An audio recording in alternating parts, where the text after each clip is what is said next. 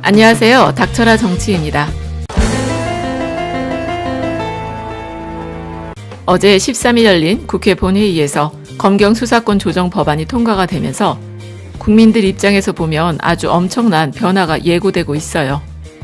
고위공직자범죄수사처, 공수처라는 조직이 고위직들을 겨냥한 것이라면 수사권 조정이란 건 일반 국민들의 삶에 지대한 영향을 주게 되는데, 특히 검찰에 있던 수사 종결권이란 게 경찰로 넘어오게 되면서 경찰 수사 단계에서부터 변호인 선임이 활성화되고 형사 사법 체계의 중심이 검찰에서 법원으로 옮겨지는 계기가 될 것 같습니다. 참고로 지금까지 경찰은 특정 사안을 수사한 후에 그 내용을 검찰로 송치해 왔었죠. 그래서 해당 사안을 처벌할 것인가 재판으로 넘기게 될지는 오직 검찰에 의해 결정이 되는 구조였는데, 경찰에서 무혐의로 판단할 경우엔 그 사건을 그대로 종결할 수 있게 된다는 겁니다. 물론 사건과 관계된 고소인이나 고발인 쪽에서 경찰의 결정에 동의를 하지 않으면 그 사건은 검찰로 송치가 됩니다. 그러니까 그런 규정의 변화로 경찰의 수사 단계에 변호인 선임이 활성화될 거란 전망이라는 것이죠. 지금까지는 경찰 조사를 받아도 검찰에서 재차 조사를 받기 때문에 기소권이 있는 담당 검사 등을 보고서 변호인을 선정하는 경향이 많기는 했지만, 이제는 고소, 고발을 당해도 경찰에서 무혐의 처분을 받게 된다면 검찰 조사를 받을 필요가 없어지는 거니까 그만큼 수사 초기 대응이 중요해지는 겁니다. 더구나 수사가 경찰에서 검찰로 이어지게 되면서 이중 조사를 받았던 불편도 감소를 하게 되는데, 경찰이 불기소 의견으로 처리해 사건을 검찰에 송치한 사례 중 검사에 의해 기소로 결정이 바뀌는 비율은 그동안 0.55%에 불과하다고 하니까, 이것만 단순하게 계산을 해봐도 경찰의 수사 종결권 행사는 해마다 50만 명의 불편한 상황을 빠르게 해소시켜 줄 수 있다는 겁니다. 그리고 검사가 작성한 피의자 신문조서의 법정 증거 능력도 제한이 되는데요. 지금까지의 수사구조에서는 검찰 조사를 받을 때 자백을 한 것은 유죄라는 공식이 성립을 했지만, 하지만 앞으로는 피고인이 검찰 조사 때 말한 내용을 법정에서 뒤집을 경우엔 자백이 담긴 피의자 신문조서는 더 이상 증거로 인정하지 못한다는 겁니다. 그러니까 수사기관 입장에서는 자백 이상의 객관적인 증거를 확보하고 있어야 유죄를 입증할 수 있게 된다는 거예요. 그래서 이번 검경 수사권 조정안 통과로 앞으로는 선진국형 사법체계로 나가는 계기를 마련하게 됐다는 것이죠. 그리고 이 수사권 조정안은요, 검찰과 경찰의 관계를 지휘에서 협력으로 규정하고 있는데, 그래서 정보력이 가장 강한 경찰이 검찰 통제에서 벗어나게 되면서 시민들의 인권 침해 같은 부작용 발생을 우려하는 목소리도 많은 것 아니겠습니까?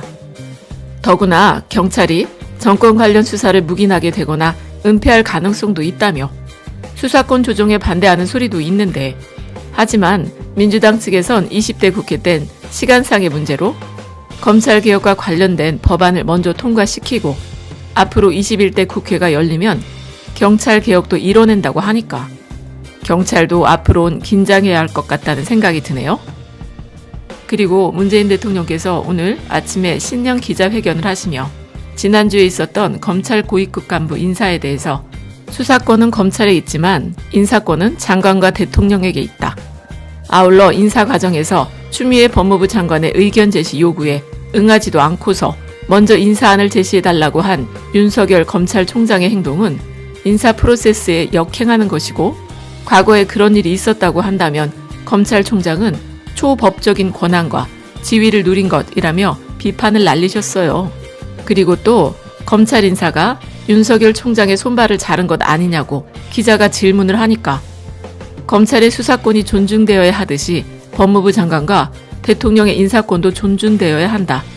보도에 의하면 법무부 장관이 먼저 인사안을 만들어 보여줘야만 의견을 제시할 수 있다고 했다는 것인데, 그건 인사 프로세스에 역행되는 것이고, 인사에 관한 의견을 말해야 할 검찰총장이 제3의 장소로 명단을 가져와야만 할 수 있겠다고 한 것도 인사 프로세스에 역행되는 것이라고 생각한다고 밝히시면서, 과거에 그런 일이 있었는지는 모르겠다.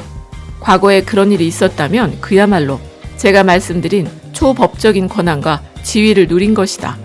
아마도 과거 검찰총장과 법무부 장관이 검찰 선후배였던 시기에 그때는 서로 편하게 때로는 밀실에서 의견 교환이 이루어졌을지 모르겠지만 하지만 이제는 달라진 세상인 만큼 내용은 공개되지 않더라도 검찰총장의 인사 개진과 법무부 장관 제청은 투명하게 이루어져야 한다고 비판하셨습니다. 그리고 또 이번 검찰 고위급 인사건으로 윤석열 총장을 평가하고 싶지는 않다고도 했어요. 그러니까 도대체 이 말이 무슨 말인지 윤석열 검찰총장이 TV로 봤다면 도무지 이해하기 어려운 거 아니겠습니까? 아니 사표 쓰고 나가라고 하시는 건지 아니면 앞으로 잘하라고 하시는 말인지 알쏭달쏭하니까. 하지만 검찰총장이 상관인 법무부 장관이 불러도 오지를 않고서 오히려 인사 자료를 가지고 제3의 장소로 오라고 한 것은 인사 프로세스를 역행하는 거라고 아주 단호하게 비판을 하셨으니 이쯤이면 뭐 말 안 해도 알아들어야 하는 것 같다는 생각이 드네요. 아니 검찰의 수사권이 그렇게 존중받아야 한다면 상관인 법무부 장관과 대통령의 인사권은 존중받지 않아도 된다는 겁니까?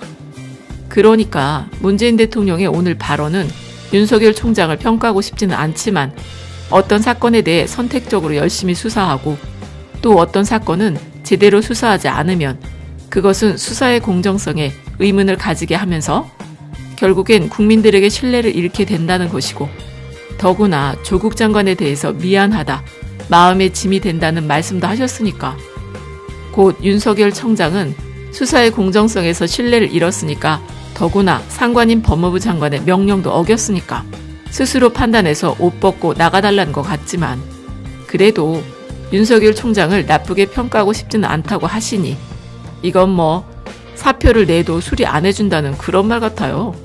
그러니까 윤석열 청장 입장에서는 앞으로 항명도 못하지 도망도 못 가지 그렇다고 검찰개혁에 앞장서게 되면은 검찰 내부에서도 왕따가 될 테니 한마디로 울고 싶어도 울지 못하는 바로 사면초가 상황에 빠졌다는 것이죠.